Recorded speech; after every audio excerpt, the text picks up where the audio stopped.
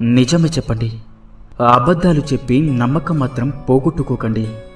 ఎందుకంటే తెగిన బంధం ఎప్పుడైనా తిరిగి కలవవచ్చు, కానీ పోయిన నమ్మకం మాత్రం ఎప్పటికీ తిరిగి రాదు.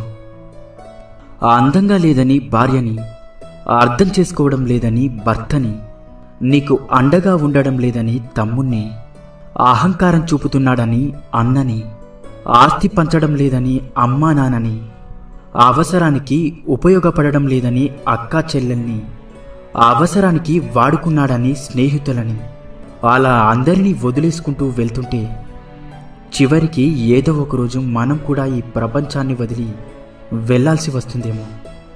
ఒక్కసారి ఆలోచించు. తీపి ఉండాలే కానీ చీమలకేం కుదవా, కాసులుండాలే కానీ చుట్టాలకేం కుదవా. ఉప్పు తగిలితే చీమలు ఎలా అయితే చెదిరిపోతాయో, మనకు నొప్పి కలిగినప్పుడు కూడా చుట్టాలు అలానే వెళ్ళిపోతారు. మనసు ఒంటరిది. ఎన్ని బంధాలతో పెనవేసుకున్నా తనలాంటి మనసు కోసం నిరంతరం ఆరాటపడుతూ ఉంటుంది. ఒక్కసారి నీ మనసుని అడిగి చూడు, నిజమో కాదో చెప్తుంది. అసూయతో బ్రతికే వారికి సరైన నిద్ర ఉండదు. అహంకారంతో బ్రతికే వారికి సరైన మిత్రులుండరు. ఇక అనుమానంతో బ్రతికే వారికి సరైన జీవితమే ఉండదు.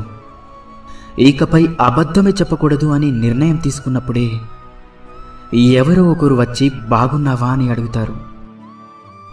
కూరల్లో మజ్జిగల్లో చేరి వాటికి రుచిని అందించే ఉప్పు నీళ్ళల్లో పాలల్లో చేరితే వాటి యొక్క రుచి పోతుంది. మనం ఎంత గొప్పవారమైనా సరే ప్రతి చోట మన అవసరం అనేది ఉండదు. మన అవసరం లేని చోట తల తూచకపోవడమే వివేకవంతుని లక్షణం.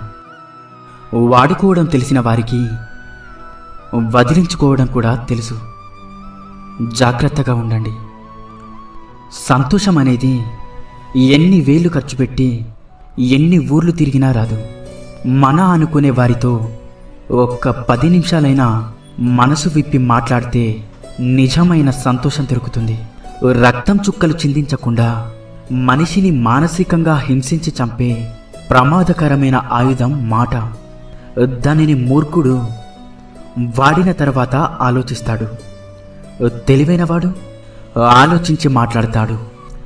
జీవితంలో కొన్నిసార్లు ఒంటరిగా నడవడం కష్టంగా ఉండొచ్చు, కానీ ఆ ఒంటరితనమే డబ్బు విలువ, మనుషుల విలువ, సమయం యొక్క విలువ, అలాగే జీవితం